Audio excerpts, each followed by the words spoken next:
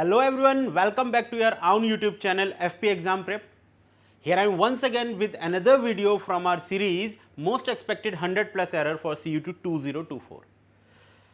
आपको बता दूं कि अभी से इसमें पहले जो हमने वीडियोस डाली हैं उसमें हमने 81 क्वेश्चंस 81 कॉन्सेप्ट्स कंप्लीट कर लिए। सो उसके आगे हम शुरू कर रहे हैं 82 से। एंड आई होप कि जो अब तक मैंने वीडियोस डाले उनसे आपने बहुत कुछ सीखा होगा। और जो बच्चे आज हमसे नए जुड़ रहे हैं या मेरी वीडियोस को नया देख रहे हैं, प्लीज़ वो मेरी पिछली जितनी भी वीडियोस हैं इस सीरीज़ की वो देख लें, क्योंकि उसमें बहुत अच्छे कंसेप्ट्स मैंने बताए हैं और रेगुलरली मैं उनको बताता आया हूँ। आप उन सारे कंसेप्ट्स को देखिए। और ये सीरीज़ हमने बस इसीलिए चलाई है ताकि आपको ग्रामर से रिलेटेड जितनी भी प्रॉब्लम्स आपके एग्जाम में पूछी जाए वो इसमें कवर हो जाए। तो चलिए ज़्यादा देर ना करते हुए शुरू करते हैं अपना ये सीरीज़। तो जो हमारा नेक्स्ट क्वेश्चन है वो जैसा कि आपको स्क्रीन पे दिख रहा है, we padded the seat of the chair with camel hairs to make it soft. तो देखिए ये जो कॉन्सेप्ट है बच्चों, ये ना नाउन का कॉन्सेप्ट है। और नाउन में जो कॉन्सेप्ट होता है वो ये होता है कि कुछ हमारे वर्ड ऐसे होते हैं जो अनकाउंटेबल होते हैं और उनको कभी भी प्लूरल नहीं किया जा सकता। यानी कि मतलब ना तो उनके साथ वर्ब प्लूरल लगाई जा सकती है, ना ही उनके साथ एस या एस का यूज किया जा सकता है।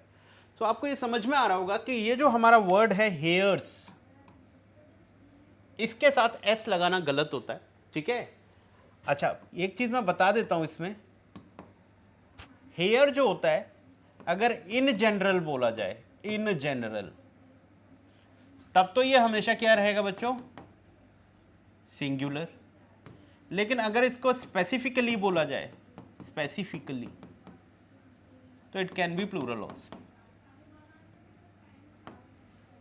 ठीक है, तो स्पेसिफिकली बोला जाएगा तो सिंगुलर प्लूरल दोनों हो सकता है। बट आपको ये ध्यान रखना है कि अगर इसको इन जनरल बोला गया है तो फिर ये सिंगुलर ही रहता है। इन जनरल बोले तो मतलब किसी पर्टिकुलर हेयर की बात ना करके इन जनरल सबकी बात की जा रही है। तो यहां पर जब हमने कैमल के हेयर की बात करी तो कौन से पर्टिकुलर हेयर की बात कर रहा है, इन जनरल उसके सारे हेयर्स की बात हो रही है। तो वहां पर हमें एस लगाने की जरूरत नहीं है, सिर्फ हेयर का यूज किया जाता है। तो सिर्फ कैमल के हेयर की बात नहीं है, कहीं भी आप इंसान के हेयर की भी बात करेंगे, अगर इन जनरल बात करेंगे तो हमेशा उसे सिंगुलर फॉर्म में लिखेंगे, विदाउट एस या एस लिखेंगे। सो हमारा एरर लाई करता है किसमें बच्चों, विथ कैमल हेयर्स में। तो यहां से एस हट जाएगा। Is it clear to all of you बच्चों? ऐसे बहुत सारे वर्ड्स होते हैं हमारे नाउन में जो क्या होते हैं, वो हमेशा सिंगुलर फॉर्म में आते हैं। ठीक है, लगता हमें ये है कि प्लूरल हो सकता है लेकिन उनका प्लूरल फॉर्म नहीं होता है। चलिए नेक्स्ट क्वेश्चन पे आते हैं। नेक्स्ट क्वेश्चन है हमारा 83। अब देखो इसमें क्या कह रहा है, it is high time we renovate our old house, या नो एरर। अब देखो ये जो कॉन्सेप्ट है बच्चों, ये पूछा गया है सब्जेक्टिव मूड से। सब्जेक्टिव मूड में क्या होता है, सब्जेक्टिव मूड में तीन सब्जेक्टिव मूड हम पढ़ते हैं। एक होता है प्रेजेंट सब्जेक्टिव मूड, ठीक है। दूसरा होता है हमारा past subjective mood, and the third one होता है हमारा परफेक्ट सब्जेक्टिव मूड।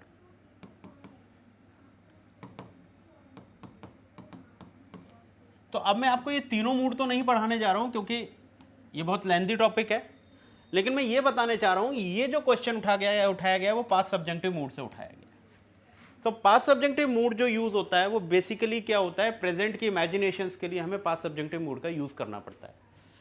सो ये जो वर्ड होता है ना, इट इज हाई टाइम, ये जब भी किसी सेंटेंस में सबसे पहले तुम्हें दिखाई पड़े तो समझ लेना वो पास्ट सब्जेक्टिव मूड है। अब पास्ट सब्जेक्टिव मूड का रूल क्या होता है वो समझ लो आप।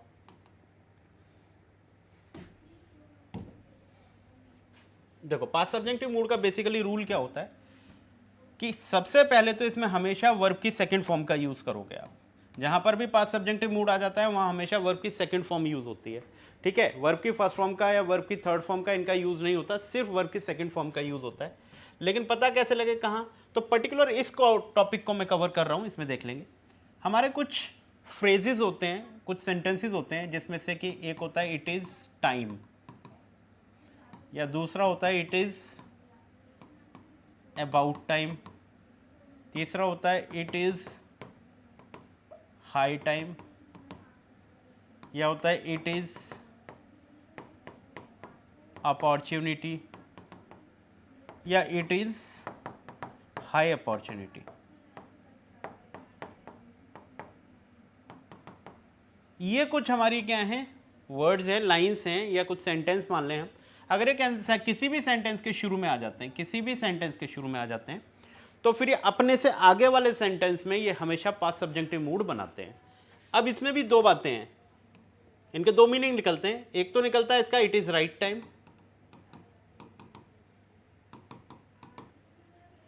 और एक मतलब होता है इसका इट इज ऑलरेडी लेट। तो दो मीनिंग निकलते हैं इसके। एक का मतलब है कि ये सही समय है और दूसरे का मतलब है समय निकल चुका है। तो अगर इसका मतलब सही समय होता है तो उसके बाद हमेशा +2 + V1 आता है। यानी कि मतलब अगर it is right time to do this कह दूं मैं, तो इसका मतलब है वो उसका मीनिंग है पॉजिटिव, मतलब अभी समय निकला नहीं है, ये बिल्कुल सही समय है। तो जब भी ये सही समय का सेंस देगा तो हमेशा 2 + V1 यूज होता है इसके आगे। लेकिन जब ये नेगेटिव सेंस देता है तो इसके बाद क्लॉज लगाई जाती है, that is subject plus verb की सेकंड फॉर्म प्लस ऑब्जेक्ट। तो आप समझ लेना जब भी सेंटेंस लिखा होगा इसके आगे, इनमें से किसी के भी आगे, तो समझ लेना वहाँ पास्ट सब्जेक्टिव मूड होगा, और पास्ट सब्जेक्टिव मूड में वर्ब की सेकंड फॉर्म ही लगाई जाती है। अब देख लो यहाँ पर इट इज हाई टाइम के बाद ये देखो सेंटेंस बना हुआ है ना। अगर ये सेंटेंस बना हुआ है तो इसमें हमने क्या यूज करना है, सेकंड फॉर्म। तो ये रेनोवेट गलत हो गया, यहाँ क्या होना चाहिए, रेनोवेटेड। Got it. तो ये है इसका कॉन्सेप्ट, ठीक है। हालांकि ये तीन टॉपिक, मतलब ये तीन चीज़ों का टॉपिक है, प्रेजेंट का, पास्ट का और परफेक्ट का। तो यहाँ पर मैं सिर्फ आपको कहने का मतलब टेक्निकली मैं समझा रहा हूँ चीज़ों को, तो इतना समझ में आ गया है तो बहुत अच्छी बात है। चलिए नेक्स्ट क्वेश्चन पे चलते हैं बच्चों। नेक्स्ट क्वेश्चन क्या है, you must avoid riding in a crowded bus और travelling in a metro during rush hour as both are quite unpleasant experiences. ये सीपीओ में पूछा गया है, एसएससी सीजीएल में पूछा गया क्वेश्चन है, ठीक है। सर्च करेंगे तो आपको मिल भी जाएगा, और बहुत सिंपल सा क्वेश्चन है कि बच्चों को यहाँ पर गलती दी जाती है। ये रहा क्वाइट, क्या गलती दी जाती है, अब आपको समझना है गलती क्या है। बहुत सिंपल सी और छोटी सी गलती है। दो वर्ड होते हैं हमारे, एक होता है QUIET और एक होता है QUITE। बस फर्क कितना है, एक में टी से पहले ई और एक में टी से बाद ई है। तो ये जो क्वाइट होता है ना QUIET, ये मतलब होता है साइलेंस, और इसका मतलब होता है ऑलमोस्ट कंप्लीट, ठीक है। सो अब यहां पर सेंस देखना है हमें कि क्वाइट साइलेंस वाला आ रहा है या क्वाइट ऑलमोस्ट कंप्लीट आ रहा है। तो आपको समझ में आएगा यहां पर ऑलमोस्ट कंप्लीट का सेंस आ रहा है। तो यहां पर जो है ये वर्ड गलत यूज किया गया है, यहां पर हमें क्या यूज करना चाहिए, QUITE। बस इसमें ये एरर है, इसका हमेशा ध्यान रखेंगे, ये पेपर में आ जाता है। तो बच्चों को अगर इसके बीच का डिफरेंस नहीं पता है, मीनिंग आपको आता है लेकिन अगर इस स्पेलिंग का डिफरेंस नहीं समझ पाओगे आप, तो ये गलत कर दोगे पेपर में, तो इसका ध्यान रखेंगे आप। चलिए नेक्स्ट क्वेश्चन देखते हैं बच्चों। नेक्स्ट क्वेश्चन क्या है, नेक्स्ट क्वेश्चन है yesterday he ought to present at the wedding of his friend in Delhi. अब देखो क्या होता है, ये मॉडल का एक कंसेप्ट है। मॉडल जो होते हैं ना, हमारे जितने भी मॉडल्स होते हैं, तो उनको दो तरीके से आप यूज करते हो भाई। एक तो वो प्रेजेंट टाइम में यूज हो सकते हैं, ठीक है, और एक वो पास्ट टाइम में यूज हो सकते हैं। सो आपको ये ध्यान रखना है, हमारे जितने भी मॉडल वर्ब होते हैं, मान लो कैन होता है, कुड होता है, पास्ट मान लो या परफेक्ट मान लो, इसको एक ही बात होती है, ठीक है। तो कैन, कुड, विल, वुड, कोई भी जो मॉडल वर्ब होता है हमारा, वो प्रेजेंट शो करता है। लेकिन अगर इसको तुम्हें परफेक्ट बनाना है, किसी भी मॉडल वर्ब को परफेक्ट बनाना है, तो इसके साथ हमें क्या लगाना पड़ता है, कैन हैव, उसके साथ वर्ब की थर्ड फॉर्म, या कुड हैव, उसके साथ वर्ब की थर्ड फॉर्म, या शुड हैव, उसके साथ वर्ब की थर्ड फॉर्म। यानी कि मतलब अगर किसी भी मॉडल वर्ब के साथ आप हैव लगाकर और थर्ड फॉर्म लगा दोगे, तो वो मॉडल वर्ब आपके पास्ट के जो भी आपने पास्ट में सोचा है या जो भी आपकी इंटेंशन थी पास्ट की, उसको वो क्या करता है, शो कर देता है। अब तुम देखो यहां पर येस्टरडे लिखा हुआ है। अब येस्टरडे क्या होता है, पास्ट का टाइम होता है, और ऑट टू होता है, वो क्या करता है, हमें फ्यूचर की बात करता है या प्रेजेंट की बात करता है। मान लो मैं बोलूं you ought to obey your parents, तो अब आप उसको सलाह दे रहे हो तो फ्यूचर के लिए दे रहे हो ना। लेकिन अगर यही बात पास्ट की होती, मान लो लास्ट किसी मीटिंग में उसने अपने पेरेंट्स की बेइज्जती कर दी थी, अब अगर आप उसको बोलोगे तो यही तो बोलोगे, यार तुम्हें अपने माँ बाप की कल इज्जत करनी चाहिए थी। तो अब वो बात जो है वो पास्ट हो चुकी है, और पास्ट में जो चीज़ होगी वो परफेक्ट हो गई। तो परफेक्ट मॉडल्स लिखने के लिए हमें हैव वर्ब का यूज़ करना पड़ता है मॉडल वर्ब्स के साथ। तो देखो यहाँ ही ought to प्रेजेंट, तो यहाँ क्या होना चाहिए, ही ought to have प्रेजेंट। ठीक है, तो ही ought to have प्रेजेंट अपने आप में क्या है,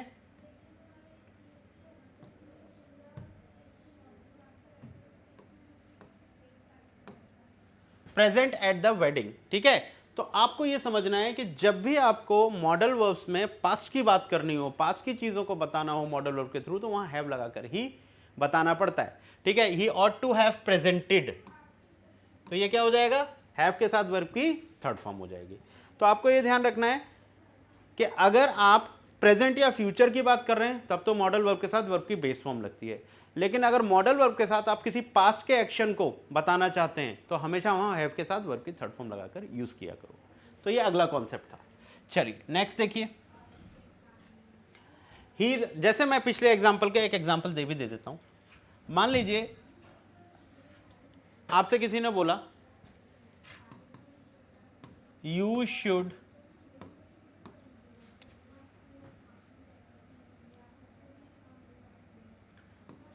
स्पीक टू हिम, तो आप किसी को सलाह दे रहे हो, तुम्हें उससे बात करनी चाहिए। अब ये बात कब की है, फ्यूचर की है, मतलब अगर अभी सलाह दे रहे हो तो वो आगे जाके बात करेगा, तो इसको हम फ्यूचर की ही सलाह मानेंगे। लेकिन अगर वो बात कर रहा हो पास्ट की, मतलब कल की बात कर रहा हो, जो बीत गया कल है, अब वो कहना चाहता है कि तुम्हें उससे बात करनी चाहिए थी, तो आप कैसे लिखोगे, you should have, you should have spoke to him। ठीक है, you should have spoken to him।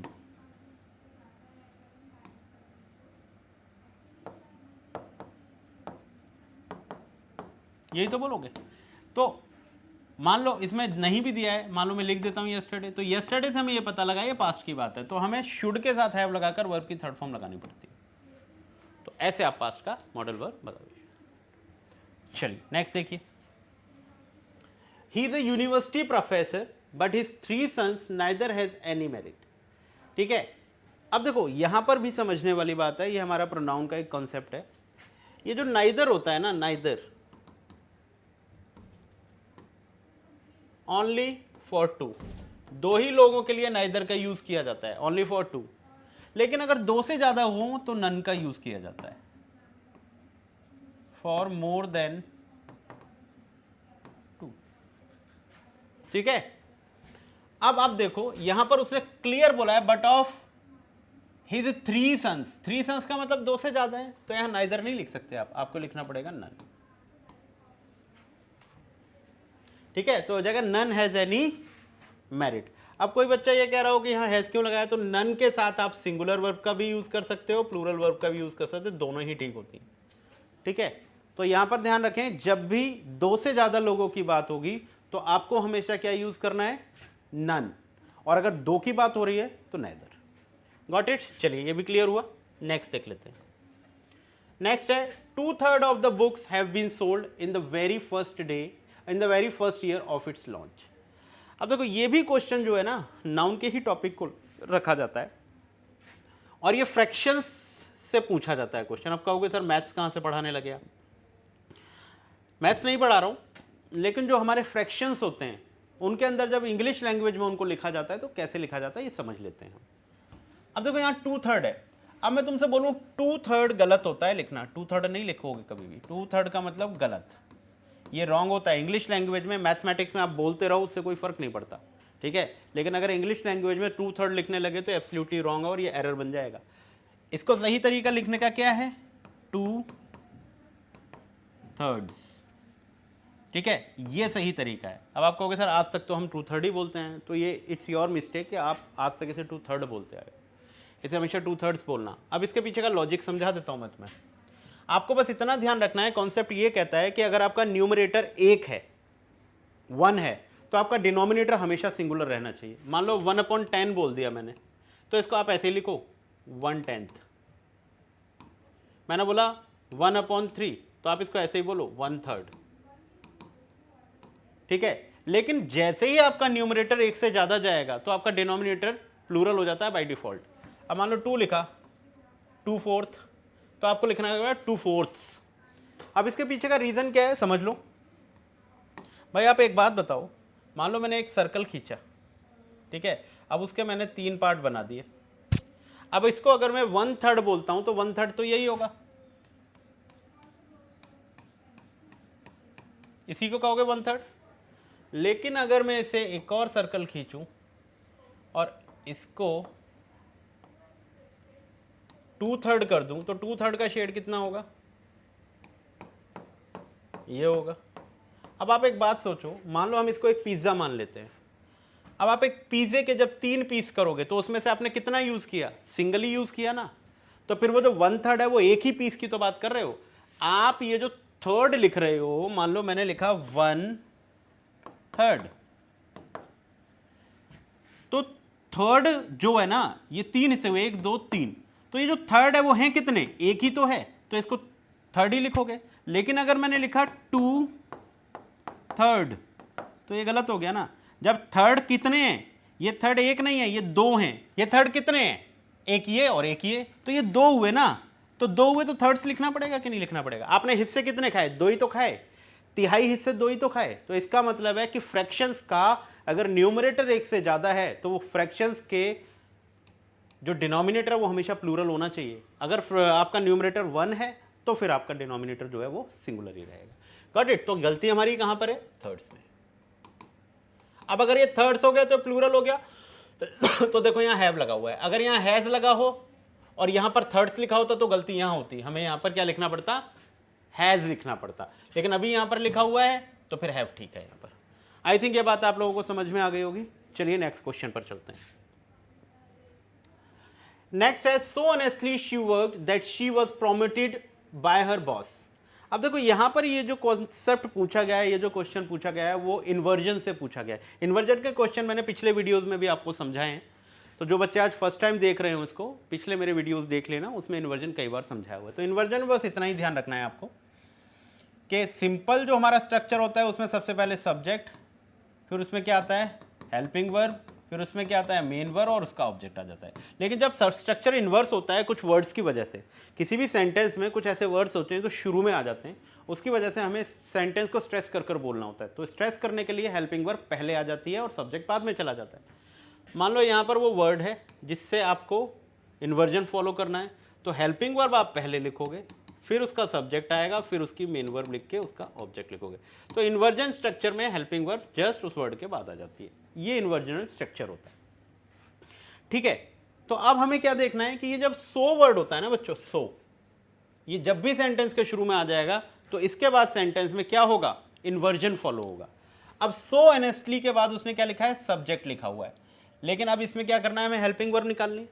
अब हेल्पिंग वर्ब तो इसकी दी नहीं है, लेकिन हमें ये पता है ये पास्ट इंडेफिनिट टेंस है, वर्ब की क्या है, ये सेकंड फॉर्म है। अब वर्ब की सेकंड फॉर्म है तो पास्ट इंडेफिनिट टेंस है, तो पास्ट इंडेफिनिट की हेल्पिंग वर्ब डिड होती है, हम सबको पता है, तो हम हेल्पिंग वर्ब डिड को शुरू में लिख लेंगे, तो ये हो जाएगा सो ऑनेस्टली डिड।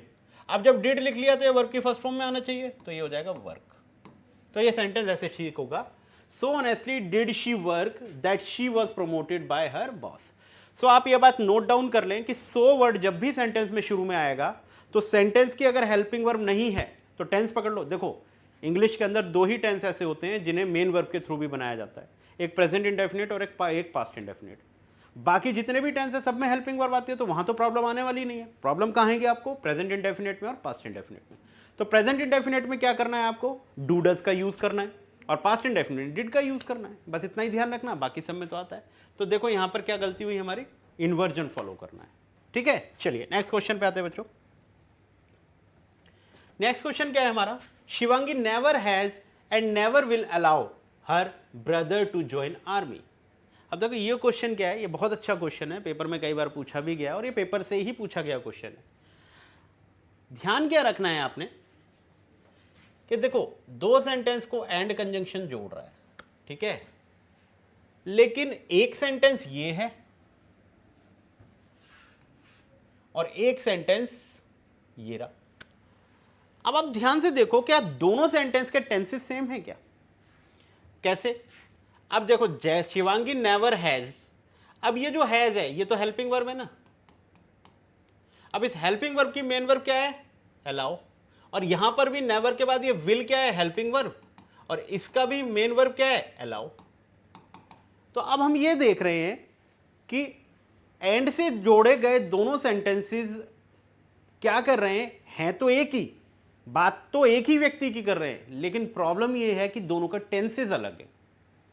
अब यहां पर हमेशा ध्यान रखना, अगर इस तरीके का एरर आता है आपके पास, तो आपको सबको पता है कि हैज के साथ, हैव के साथ और हैड के साथ, अगर ये क्या है, हमारी हेल्पिंग वर्ब्स हैं, तो इनके साथ हमेशा कौन सी लगाई जाती है, वर्ब की थर्ड फॉर्म। लेकिन जितने भी मोडाल्स होते हैं हमारे, उनके साथ लगाई जाती है वर्ब की फर्स्ट फॉर्म। अब प्रॉब्लम यहां ये हो गई कि इसने इस अलाउ वर्ब को विल के लिए तो ये लगा ही हुआ है, ये इसके लिए भी कॉमन हो गया। यहां पर प्रॉब्लम नहीं थी अगर हैज के साथ भी वर्ब की फर्स्ट फॉर्म लगती होती तो, लेकिन हैज के साथ तो वर्ब की फर्स्ट फॉर्म लगती नहीं है। तो अब ये अकेला मेन वर्ब दोनों के लिए कैसे काम कर पाएगा? भाई यहां तो अलाउ की थर्ड फॉर्म होनी चाहिए थी और यहां अलाउ की फर्स्ट फॉर्म है। अब यहां तो अलाउ की फर्स्ट फॉर्म है तो विल इसके साथ वर्क कर लेगा, लेकिन हैज अलाउ के साथ कैसे वर्क करेगा? सो अब इस केस में कभी भी ध्यान रखें कि एंड के साथ जोड़े गए अगर दो अलग अलग टेंसेस हैं, लेकिन दोनों के साथ, दोनों हेल्पिंग वर्ब्स के साथ उनकी वर्ब की फॉर्म अलग अलग आती है, चाहे वर्ब सेम हो। अब अलाउ दोनों के लिए लगा रहे हैं ना हम, तो दोनों के लिए वर्ब तो सेम है, लेकिन उनकी फॉर्म्स तो हमें अलग अलग लगानी ही पड़ेंगी ना। नहीं तो क्या होगा, नहीं तो ये होगा कि भाई हैज के साथ भी वर्ब की फर्स्ट फॉर्म लगा ली हमने और विल के साथ भी फर्स्ट फॉर्म लगा ली। ठीक है, तो अब ये अलाउ यहां विल के साथ काम करेगा, लेकिन एक अलाउ हमें यहां भी देना पड़ेगा इसकी थर्ड फॉर्म में, तब जाकर ये इससे एग्री करेगा और ये इससे एग्री करेगा।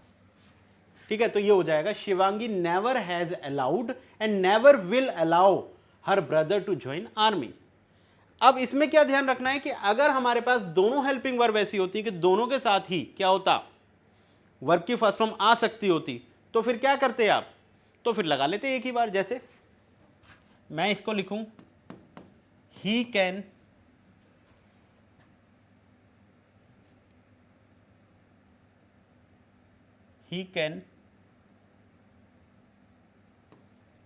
And will never allow, will never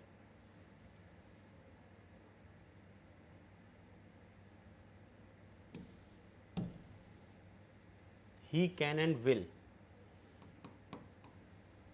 teach him chemistry। मान लो ये सेंटेंस मैंने लिख दिया। अब इसने क्या किया, कैन हेल्पिंग वर्ब और विल हेल्पिंग वर्ब दोनों के लिए कॉमन वर्ब रख दी टीच, यहां ना रखे, दोनों के लिए कॉमन वर्ब रख दी मेन वर्ब टीच। लेकिन हमें मालूम है कैन के साथ भी वर्ब की बेस फॉर्म आती है और विल के साथ भी वर्ब की बेस फॉर्म आती है, तो इस केस में टीच हम दोनों के लिए यूज कर लेंगे।